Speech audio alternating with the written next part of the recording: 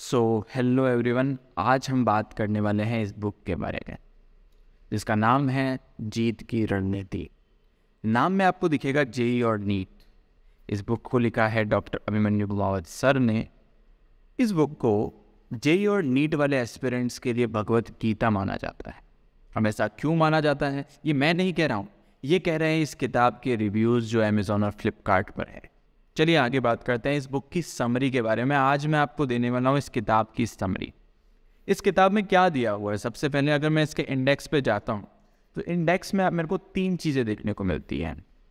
यहाँ पर 3 चीज़ें हैं: मेंटल स्ट्रेटजीज, एग्ज़ाम स्ट्रेटजीज और सब्जेक्ट स्ट्रेटजीज। ये बुक 3 पार्ट में डिवाइडेड है, जिसके अंदर आपको एग्ज़ाम की स्ट्रेटजीज मिलेंगी कि आपको एग्ज़ाम कैसे अपीयर करना है, आपको एक एग्ज़ाम के लिए सब्जेक्ट को कैसे तैयार करना है, और सबसे पहली बात आपको अपने माइंड को कैसे स्टेबल करना है, उसके लिए मेंटल स्ट्रेटजीज दी हुई हैं।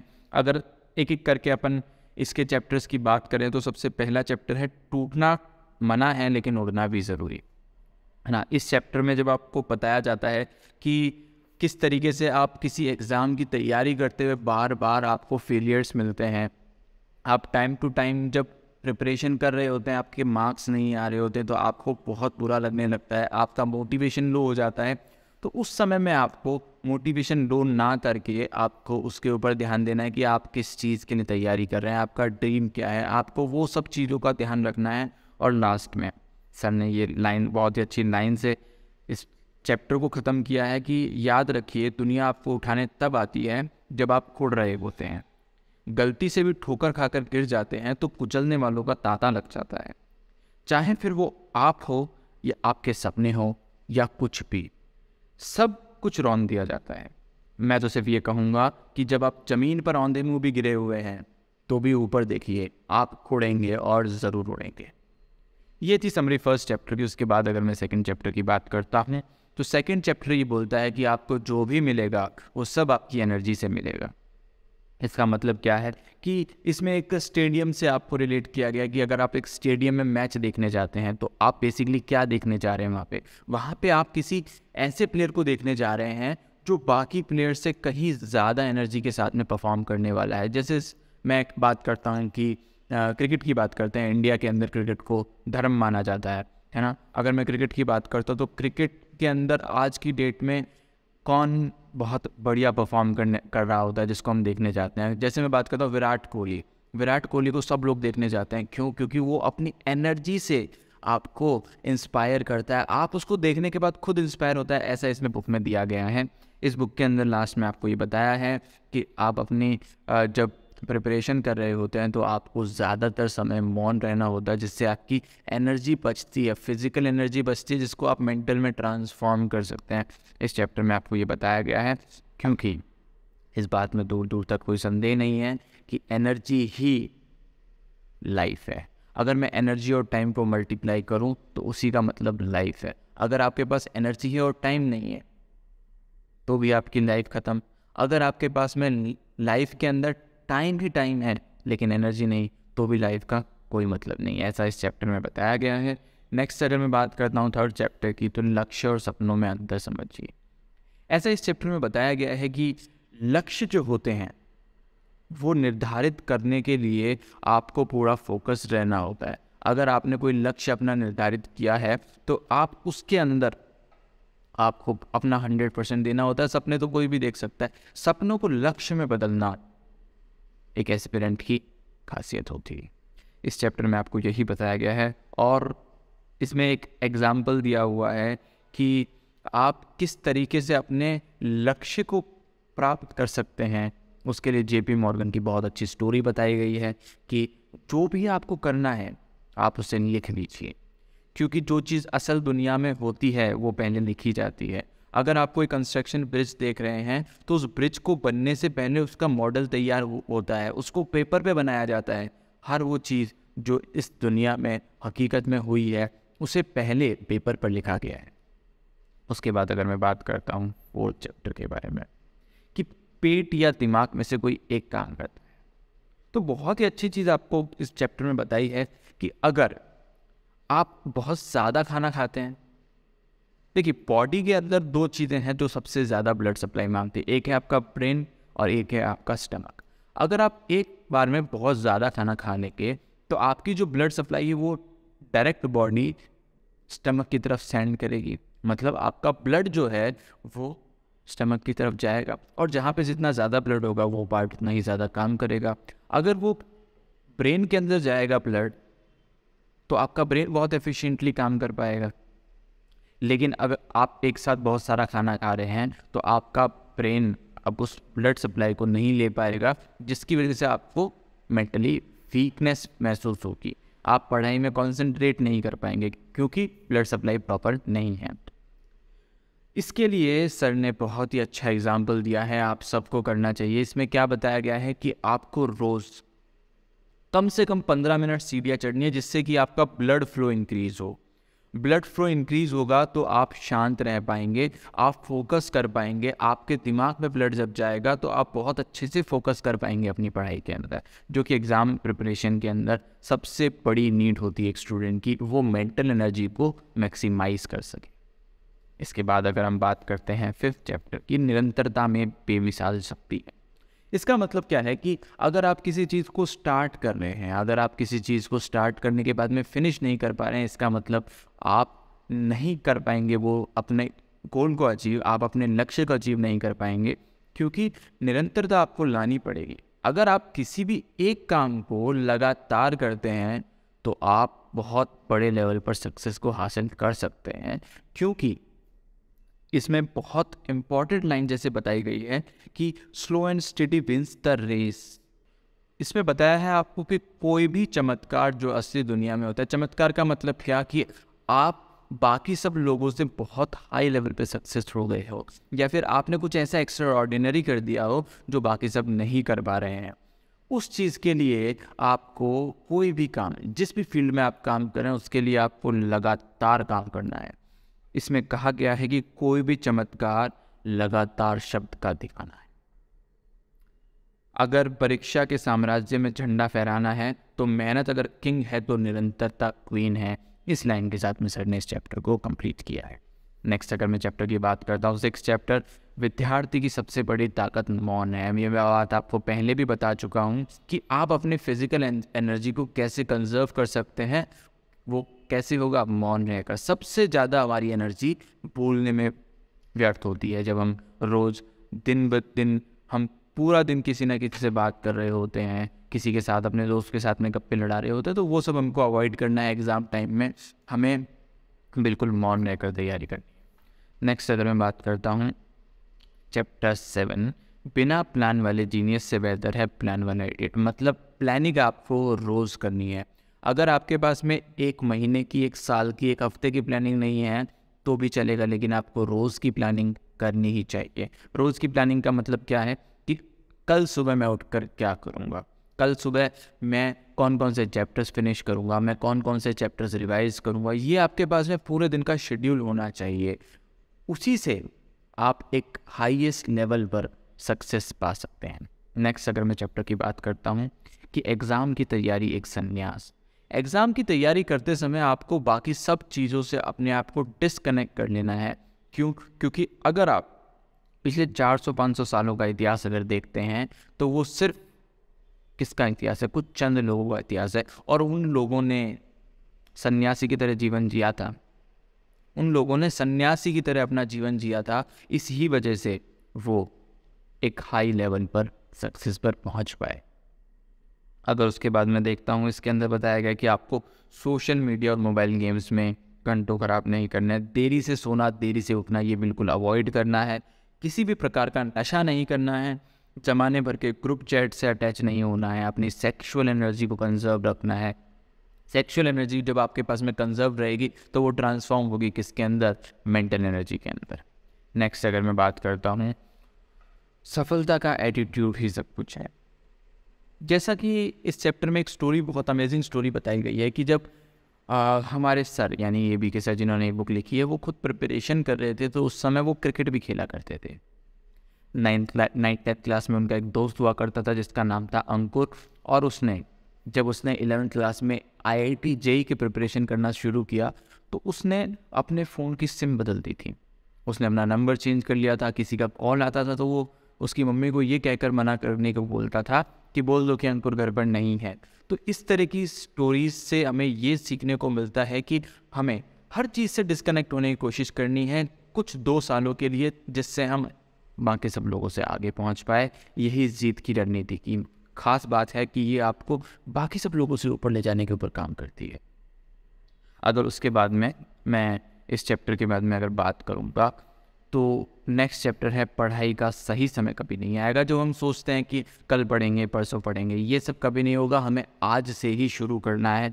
इसके लिए बहुत ही अमेजिंग स्टोरी है बेल और एक लड़के की स्टोरी, जो बैल एक एक करके बाड़े में से छोड़े जा रहे हैं।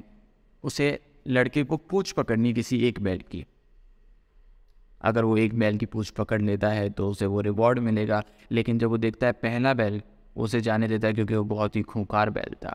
जब दूसरा बैल आता है तो वो उससे भी ज़्यादा खूंखार था तो वो उसे भी जाने देता है। और जब तीसरी बार में दुबला पतला बैल आता है उसे ये लगता है इसकी शायद मैं पूंछ पकड़ लूँगा बड़े आराम से, और जब वो पीछे जाकर देखता है तो उसके पीछे पूंछ ही नहीं होती। इसका मतलब क्या कि ज़िंदगी आपको मौके कम और धोखे ज़्यादा देती है। इस स्टोरी के साथ में बहुत ही अमेजिंग तरीके से आपको समझाया हुआ है कि आपको कोई भी मौका छोड़ना नहीं है। अगर आज आप किसी प्रिपरेशन को कर रहे हैं, किसी भी एग्ज़ाम की प्रिपरेशन को कर रहे हैं, तो आपको ये नहीं सोचना है कि ठीक है कल ऐसा हो जाएगा तो मैं पढ़ूँगा, मंडे से पढ़ूँगा, या फिर कोई और कि मैं इस पार्टी के बाद पढ़ूँगा, मैंने अपने फ्रेंड से प्रॉमिस किया है कि मैं उससे मिलने जाऊँगा उसके बाद पढ़ूँगा। ये सब पे हमें फोकस नहीं करना है, हमें आज पे फोकस करना है। उसके बाद अगर मैं देखूँ तो बेहतरीन फिनिश करने वाला ही तालियों का हकदार होता है। कि यूसेन बोल्ट को देखो आप, यूसेन बोल्ट बेहतर फिनिशर है इसलिए उसके लिए तालियां बजती है। महेंद्र सिंह धोनी का एग्जाम्पल दिया है कि महेंद्र सिंह धोनी के लिए तालियां क्यों बजती है, क्योंकि वो एक बेहतरीन फिनिशर। तो आपको बिगिनर नहीं फिनिशर बनना है। किसी भी एग्ज़ाम की तैयारी करने वाले हज़ारों बिगिनर्स होते हैं, लेकिन फिनिश करने वाला बहुत कम लोग देखने को मिलते हैं, और फिनिश करने वालों के लिए ही तालियां बजती हैं। चाहे वो किसी भी एग्ज़ाम की बात हो, चाहे वो किसी भी गेम की बात हो। जैसे एक एग्ज़ाम्पल इसके अंदर दिया है कि अगर मान लीजिए एक सेल है वो हर मिनट डबल हो रही है, एक सेल हर मिनट डबल हो रही है, तो 59 सेकंड से लेकर 60 सेकंड्स के बीच में कुछ ऐसा हुआ है जो पहले कभी नहीं हुआ। इसको ध्यान से सोचिएगा और इसके बारे में आप अपनी लाइफ के अंदर इस चीज़ को इम्प्लीमेंट करके देखिएगा। नेक्स्ट चैप्टर की बात करते हैं तो आपको देखने को मिलेगा कि अपना 100% 1% से ही आएगा। मतलब अगर आप रोज़ अपने आप के अंदर सिर्फ 1% इम्प्रूवमेंट करते हैं तो आप अपनी लाइफ के अंदर बहुत आगे तक जा सकते हैं। नेक्स्ट है सपने पालिए, शौक़ पालना आसान है। सपने और शौक़ में बहुत फ़र्क होता है, बहुत बड़ा फ़र्क होता है। सपने आप अपने लिए देखते हैं और शौक़ आप झुंड में पालते हैं। अगर आप सपने नहीं देखेंगे, अगर आप अपने खुद के गोल्स डिसाइड नहीं करेंगे तो क्या होगा? तो आपकी मित्र मंडली आपके शौक़ बढ़ा देगी। शौक़ में वही चीज़ें होती हैं जो आपको डिस्ट्रॉय करती हैं। तो आपको शौक़ और सपनों में फ़र्क समझना है और सपने पालने हैं, शौक़ नहीं। नेक्स्ट अगर मैं बात करता हूँ कि सबसे बड़ा झूठ है कि ज़िंदगी आगे आसान होगी, ऐसा बिल्कुल भी नहीं है। चाहे आप किसी भी फील्ड में चले जाए, आपको मेहनत तो करनी ही पड़ेगी। मेमोराइजेशन या मनन विद्यार्थियों का सबसे बड़ा ब्रह्मास्त्र। इस चीज़ के ऊपर बहुत अच्छे से सर ने समझाया है कैसे। जैसे मान लो कि आपने एक चैप्टर पढ़ा, आपको उस दिन याद है, 2 दिन बाद आप भूल गए। उसके लिए सबसे इम्पॉर्टेंट चीज़ है आप उसको बार बार मेमोराइज़ करें। मेमोराइज़ करने के लिए बहुत ही बेहतरीन तरीका इसमें दिया हुआ है कि सबसे पहले आपको क्या करना है। मान लो आपने कोई चैप्टर पढ़ा, अब आप करेंगे उसके समरी नोट्स प्रिपेयर। जैसे ही आप उसके समरी नोट्स प्रिपेयर करते हैं, उस समरी नोट्स को प्रिपेयर करने के बाद में अब आपको उसको देखकर बार बार रिवाइज़ करना है। अब जब आपने एक बार उस समरी नोट्स को याद कर लिया है, आपने उसको रिवाइज़ कर लिया है, अब आप जब भी कहीं जा रहे हैं, आप खाना खा रहे हैं, आप नहा रहे हैं, तो आप उस समय आंखें बंद कर अपने आप को उस चीज़ को याद करें कि मैंने अपने समरी नोट्स में क्या क्या लिखा था, मैंने क्या क्या पॉइंट्स लिखे थे। वो सारे पॉइंट्स मैं एक एक करके याद कर रहा हूँ। मैं आंखें बंद हैं और मैं घूम रहा हूँ, वॉक कर रहा हूँ, तब भी मैं उस चीज़ को मेमोराइज़ कर रहा हूँ। तो इस तरीके से आप अपने किसी भी चैप्टर को बहुत ही ज़्यादा स्ट्रॉन्ग कर पाएंगे। आप बिना किताब के सामने हुए भी रिवाइज़ कर पाएंगे। और ऐसा कहा जाता है कि हमारा दिमाग कभी भी सोचना बंद नहीं करता है, इसलिए अगर आप कुछ ढंग का सोचेंगे तो वो आपके काम आएगा। क्योंकि अगर आप फ्री बैठे हैं, अगर आप फ्री बैठ के कुछ भी उल्टा सीधा सोचेंगे तो वो आपके काम का नहीं है। हम फालतू की ज़माने भर की चैट्स के बारे में सोचते हैं, हम ज़माने भर के लोगों से बात करने के बारे में सोचते हैं, उल्टे सीधे प्लान्स बनाते हैं, जब खाली बैठे होते ओवर थिंकिंग करते हैं। तो क्यों ना हम उस चीज़ को अपने चैप्टर से रिलेट करें, हम अपने कंटेंट को वहाँ पे मेमोराइज़ करें। अगर उसके बाद में बोलते हैं एक एक करके हम चैप्टर्स इसके अंदर आगे प्रोसीड करेंगे, तो ज़्यादा स्टडी मटेरियल अच्छा रैंक नहीं लाता। ये अब बात आ गई है एग्ज़ाम स्ट्रेटजीज़ के बारे में। एग्ज़ाम स्ट्रेटजी यही कहती है कि आपको एक ही चीज़ को बार बार पढ़ना है, आपको नंबर ऑफ़ रिसोर्सेज को मिनिमाइज़ करना है, नंबर ऑफ़ रिवीजन को बढ़ाना है। ये एग्ज़ाम का सबसे बड़ा सीक्रेट है। इसके अंदर अगर मैं आपको बताऊं तो सर ने एक आपको 10 रूल्स दिए हुए हैं, गोल्डन रूल्स जिसे कहा जाता है, जिसमें पहला है कि आपका सिलेक्शन या रैंक नंबर ऑफ़ रिवीजन के डायरेक्टली प्रोपोर्शनल है कि कितने ज़्यादा आपने रिवीजन किए, और इन्वर्सली प्रोपोर्शनल है कि आपने कितने ज़्यादा रिसोर्सेज पढ़े। उसके बाद करते हैं सेकंड रूल की, तो क्वांटिटी आवर्स से ज़्यादा ज़रूरी है क्वालिटी आवर्स। अगर आपने 12 घंटे पढ़ाई करी है और उसके अंदर क्वालिटी की पढ़ाई से 3 घंटे की है तो उस चीज़ का कोई सेंस नहीं है। आपको क्वालिटी आवर्स पे फोकस करना है। उसके बाद अगर मैं बात करूँगा तो PYQs जो है वो सबसे ज़्यादा इम्पॉर्टेंट है। किसी भी अदर रिसोर्सेज पे आप ना जाएं, इधर उधर की बुक्स ना सॉल्व करें, आप सिर्फ PYQs पे फोकस करें। क्योंकि जो अभी तक का इतिहास है वही आगे रिपीट होने वाला है। हर साल जब हम देखते हैं तो एक साल में जो सवाल पूछा जाता है उसके ऑप्शंस में से जो गलत ऑप्शंस है उसके ऊपर से एक नया सवाल क्रिएट कर दिया जाता है आने वाले सालों में। तो आपको PYQs किसी भी एग्ज़ाम के लिए बिल्कुल भी छोड़कर नहीं जाने हैं। उसके बाद अगर बात करेंगे तो कोई भी रेफरेंस बुक के चक्कर में आपको नहीं पढ़ना है, आपको सिर्फ और सिर्फ अपनी NCERTs पर फोकस करना है।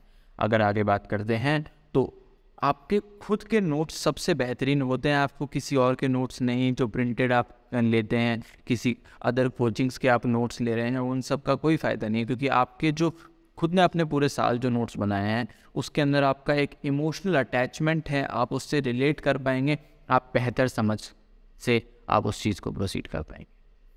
नेक्स्ट बात करते हैं कि आपके समरी नोट्स बहुत ज़्यादा ज़रूरी है। क्योंकि क्लास नोट्स के अंदर एक चैप्टर 100 पेजेस में अगर कंप्लीट हो रहा है तो आपको समरी पेजेस में आपको उसको 2 से 3 पन्नों में कंप्लीट करना है, जिससे आप उसको बार बार रिवाइज कर पाएँ।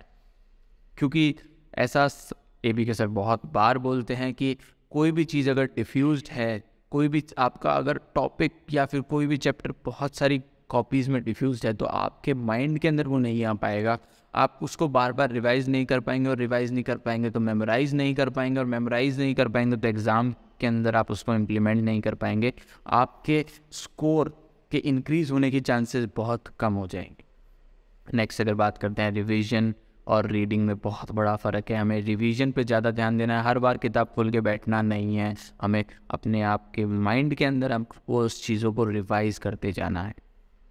उसके बाद अगर बात करेंगे तो किसी भी PDF से हमें पढ़ने की कोशिश नहीं करनी है कि हम किसी कोचिंग का PDF ले लेते हैं, किसी बड़े इंस्टीट्यूट का PDF ले लेते हैं, किसी फ्रेंड के नोट्स के PDF ले लेते हैं। नहीं, हमें फिज़िकल नोट्स जो हमने खुद ने प्रिपेयर करे हैं उसके ऊपर ध्यान देना है। प्रैक्टिस और लर्निंग, हमें प्रैक्टिस पर सबसे ज़्यादा फोकस करना है। क्योंकि ऐसा कहा जाता है कि अगर आप किसी भी एग्ज़ाम की तैयारी करते समय 2 पेन भी अगर आप खर्च करते हैं एक दिन में, या कहूँ कि 1 पेन अगर आप एक दिन में ख़त्म करते हैं तो आपके लिए किसी भी एग्ज़ाम को क्रैक करना बहुत आसान हो जाएगा। उसके अलावा इसमें JEE वालों के लिए गोल्डन रूल्स दिए हुए हैं। गोल्डन रूल्स अगर JEE वालों के लिए बात करें तो कॉन्सेप्ट को कनेक्ट करना बहुत ज़्यादा इंपॉर्टेंट है, क्योंकि वहाँ पे कनेक्शन वाले क्वेश्चन आते हैं, एक चैप्टर को दूसरे चैप्टर से रिलेट करके क्वेश्चन आ जाता है। आगे number of revision again most important. सबसे बड़ी बात जो है वो है पोस्टमार्टम। अगर आपने मान लो किसी कोचिंग इंस्टीट्यूट को ज्वाइन किया हुआ है, आप पढ़ रहे हैं, आपने क्या किया कि आपने कोई टेस्ट दिया, उसके बाद आपने मार्क्स कैलकुलेट करे और आप अपने अगले की तैयारी में लग गए। अगले टेस्ट की अगर आपने तैयारी करना शुरू कर दिया है तो अपना पिछला टेस्ट अपने आप पर बात कर दिया। क्यों? क्योंकि अगर आपने उस चीज़ का पोस्टमार्टम नहीं किया, तो उस टेस्ट को देना बेकार है। इसमें बहुत इंपॉर्टेंट लाइन दी हुई है कि if you rest after the test you waste your test, to be the best never rest after the test. क्योंकि postmortem knows what prescription doesn't. मतलब अगर आप किसी पेशेंट के बारे में देखते हैं, पेशेंट को अगर किसी डॉक्टर ने कोई प्रिस्क्रिप्शन दिया है, उसके बावजूद भी उसकी डेथ हो गई है, तो पोस्टमार्टम में ही मौत की असली वजह पता लगती है। Same is with our exams, with our test, कि हम अपने टेस्ट का अगर पोस्टमार्टम कर पाते हैं तो हम उस चीज़ को बहुत ही इफ़ेक्टिवली यूज़ कर पाएंगे। हमने जो टेस्ट दिया है, हम उस चीज़ का प्रॉपर एनालिसिस करने के बाद ही उसका 100% आउटकम लेके आ सकते हैं। नेक्स्ट रूल्स की अगर हम बात करें तो सब्जेक्ट का कमांड बहुत ज़्यादा ज़रूरी है। हमें डीप नॉलेज चाहिए होती है जेईई एग्ज़ाम के लिए। एनसीईआरटी और स्टैंडर्ड बुक्स दोनों ही बहुत इंपॉर्टेंट हो जाती हैं। यहाँ पे स्टैंडर्ड बुक्स के बारे में बात कर रहा हूँ मैं, अर्जी फर्जी बुकों के बारे में बात नहीं कर रहा हूँ कि आप किसी भी लोकल इंस्टीट्यूट की या फिर किसी भी पब्लिकेशन, जो फॉरेन राइटर्स बहुत ज़्यादा इंपॉर्टेंट हो जाते हैं। जेईई एडवांस की अगर मैं बात करता हूँ, क्योंकि वहाँ पर एक लेवल के क्वेश्चन आते हैं, कनेक्शन वाले क्वेश्चन आते हैं, तो वो ज़्यादातर फॉरेन राइटर्स जो होते हैं उनकी बुक्स में आपको उस तरह के क्वेश्चन देखने को मिलते हैं।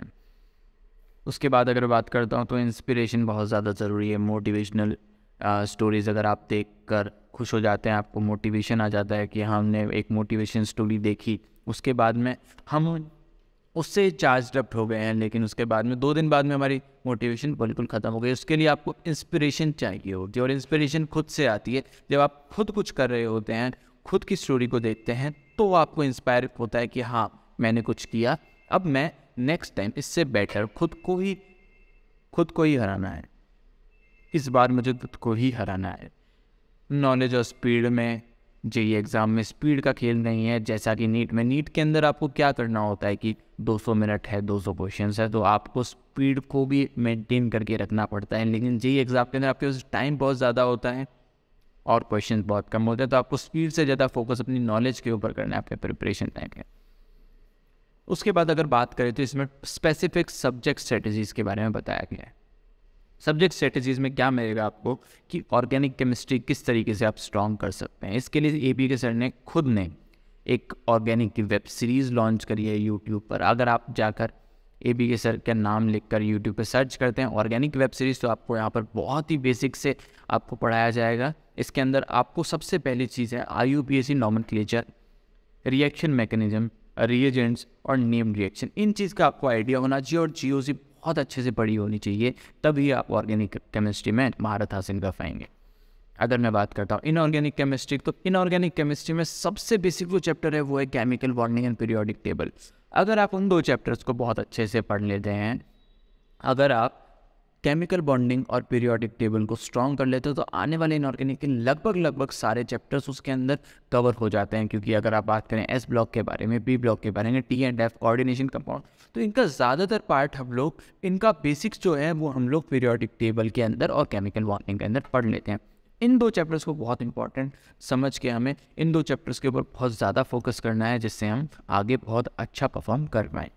नेक्स्ट अगर बात करें तो फिजिकल केमिस्ट्री की असली तैयारी कैसे होती है। फिजिकल केमिस्ट्री के लिए हमें सबसे ज़्यादा ज़रूरी है कि देखिए, किसी भी फिजिकल केमिस्ट्री की अगर हम बात करें लॉज के बारे में, अगर हम लॉज उनके ऊपर बेस्ड फार्मूलाज जो हैं, जैसे अगर मैं बात करता हूँ law of conservation of mass, Boyle's law, Avogadro law, Charles law, Raoult's law, इनके बारे में अगर मुझे आइडिया है, मुझे ये लॉज पता है, प्लस मुझे क्या पता है इनके ऊपर से आने वाले फार्मूले, और उनके ऊपर सबसे सारे मतलब लॉज से एक इजी से क्वेश्चन अगर पढ़ लेता हूँ, उसको मैं रिवाइज़ कर लेता हूँ, बार बार समराइज़ कर लेता हूँ, मेमोराइज़ कर लेता हूँ, बार बार उन चीज़ों को मैं पढ़ता हूँ, तो मेरी फिजिकल केमिस्ट्री धीरे धीरे अपने आप स्ट्रांग होने लग जाएगी। क्योंकि ज़्यादातर क्वेश्चन जो फिजिकल केमिस्ट्री के पूछे जाते हैं वो किसी ना किसी लॉ से ही पूछे जाते हैं। तो फिजिकल केमिस्ट्री के लिए ये आपको करना है। उसके बाद अगर मैं बात करता हूँ तो अब आ जाएगी हमारी इनऑर्गेनिक केमिस्ट्री। बात कर ली हमने, ऑर्गेनिक केमिस्ट्री बात कर ली, फिजिकल केमिस्ट्री बात कर ली। अब बात करते हैं बायोलॉजी के बारे में।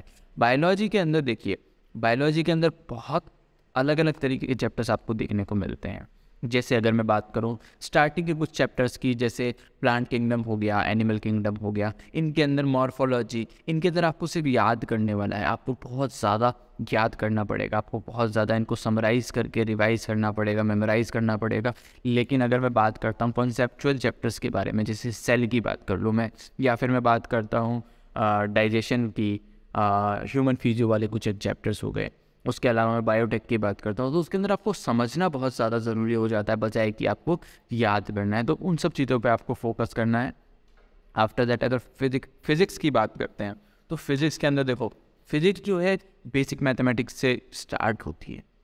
फिज़िक्स में अगर आपको बेसिक मैथमेटिक्स नहीं आती तो आप फिज़िक्स के अंदर हमेशा स्ट्रगल करेंगे। इसलिए आपको अपने बेसिक मैथ्स को बहुत ज़्यादा स्ट्रॉन्ग करना है, आपको बेसिक पे काम करना है। उसके बाद अगर मैं बात करता हूँ किसी भी चैप्टर के अंदर आप मूव ऑन कर रहे हैं, आपने थ्योरी पढ़ी, आपकी क्लास के अंदर जो टीचर ने पढ़ाया उसके नोट्स पढ़े, उसके बाद आपसे जो भी फार्मूला निकल के आया उस फार्मूले के ऊपर बेस्ड क्वेश्चंस, उसके ऊपर बेस्ड सॉल्व्ड एग्जाम्पल्स, ये सब आपको एक बार करने हैं। सॉल्व्ड एग्जाम्पल बहुत ज़्यादा ज़रूरी हो जाते हैं, क्योंकि सॉल्व्ड एग्जाम्पल आप जितने ज़्यादा करेंगे उसके बाद अगर आप उस चैप्टर के एग्जाम्पल्स पे जाएंगे या उसके मेन क्वेश्चंस पे जाएंगे तो बहुत इजी फॉर्मेट में वो चीज़ें याद होने लग जाएगी, आपको बहुत इजीली वो क्वेश्चन सॉल्व होने लग जाएंगे।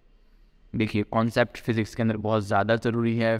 प्रैक्टिस, फिज़िक्स के अंदर प्रैक्टिस इज़ अ की। प्रैक्टिस जितनी ज़्यादा आप करेंगे उतना ज़्यादा आप अच्छा परफॉर्म कर पाएंगे फिजिक्स के अंदर। And last but not the least, physics is a process, it not a incident. मतलब फिजिक्स के अंदर आपको प्रोसेस पे ध्यान देना है, मतलब आप एक प्रोसेस को फॉलो करिए। ये ऐसा नहीं है कि आपको एक ही रात में आ जाएगी या फिर आप शाम को सोए और सुबह आपको पूरी फिजिक्स आ गई, ऐसा कभी नहीं होने वाला है। फिजिक्स एक प्रोसेस है, आपको फिजिक्स के ऊपर अगर कमांड करनी है तो आपको एक प्रोसेस के थ्रू गुजरना पड़ेगा, आपको पूरे साल इसको रिवाइज करना पड़ेगा, पूरे साल प्रैक्टिस करनी पड़ेगी, तब जाकर आप अपने फिजिक्स को स्ट्रॉन्ग कर पाते हैं। मैथ्स के बारे में जे वाले स्टूडेंट्स, फिर से एक बहुत ही बेहतरीन चीज़ कि आपको सॉल्व्ड एग्जाम्पल्स से स्टार्ट करना है, क्योंकि सॉल्व्ड एग्जाम्पल आप जितने ज़्यादा करेंगे, जितने ज़्यादा आप सॉल्व्ड एग्जाम्पल देखेंगे, उतने ज़्यादा आपके कॉन्सेप्ट्स क्लियर होंगे कि किस तरीके के सवाल में हमें कौन सा फार्मूला लगाना होता है, किस तरीके से सॉल्व करना होता है, क्या मेथोडोलॉजी होती है। तो वो सारी चीज़ें अगर मैं देखूंगा तो मुझे मैथ्स बहुत ज़्यादा स्ट्रॉन्ग फील होने लगेगी धीरे धीरे। उसके बाद में आपको जीत की रणनीति में स्पेसिफिक चैप्टर्स के बारे में बताया गया है कि कौन कौन से हाई वेटेज वाले चैप्टर हैं, कौन से लो वेटेज वाले चैप्टर हैं, किन के अंदर आपको एफर्ट्स ज़्यादा लगाने हैं, किन के अंदर आपको बहुत कम एफर्ट्स के साथ में भी रिजल्ट मिल जाएगा। तो मैं आपको बेसिक आइडिया देने वाला हूँ ऐसे चैप्टर्स के बारे में जिनका आपके अंदर इनपुट देने के लिए भी आपको बहुत ज़्यादा मेहनत नहीं करनी पड़ेगी, उसका हाई आउटपुट भी होगा, हाई वेटेज भी होगा। तो अगर देखिए सिंपली बात करते हैं, high weightage with low input, अगर मैं फिजिक्स की बात करता हूँ तो हीट या thermodynamics, kinematics, semiconductor, current, electricity, magnetism, modern physics, electromagnetic wave. तो इस तरीके से चैप्टर्स को अगर आप क्लासीफाई कर लेंगे, देखिए मैं आपको सारी के सारे चैप्टर्स इसमें एक बार दिखा देता हूँ, आप इसका स्क्रीनशॉट ले लीजिए। आफ्टर दैट अगर मैं बात करता हूँ, फिर ये तो बात है भाई फिजिक्स की। आफ्टर दैट केमिस्ट्री के अंदर ये चैप्टर्स हैं जो आपको बहुत ही इम्पॉर्टेंट है, आपको ध्यान रखने हैं। आफ्टर दैट अगर मैं बात करता हूँ, ये नेक्स्ट आपका, आप इन सब चीज़ों के स्क्रीनशॉट लेते जाइए ताकि आपके लिए बहुत ही आसान हो जाए। आफ्टर दैट ये बॉटनी की अगर मैंने बात कर ली तो बॉटनी के लिए ये वाले चैप्टर्स आपके लिए इंपॉर्टेंट हो जाते हैं। उसके बाद में बात करें मैथ्स के लिए, तो मैथ्स के लिए आप इस तरीके से प्रोसीड कर सकते हैं। देखिए ये था समरी इस बुक के बारे में। इस बुक को आप अगर पूरी शिद्दत से फॉलो करते हैं, शिद्दत वर्ड का इस्तेमाल एपीके से बहुत ज़्यादा करते हैं, शिद्दत के बिना आप कुछ नहीं कर पाएंगे। अगर आप इस बुक को बहुत ही शिद्दत से फॉलो करते हैं तो आप किसी भी एग्ज़ाम के अंदर, स्पेसिफिकली अगर मैं जेईई और नीट की बात करता हूँ, तो आप बहुत अच्छा परफॉर्म कर पाएंगे और अपने ड्रीम मेडिकल कॉलेज या ड्रीम आईआईटी कॉलेज में जा पाएंगे। Thank you so much.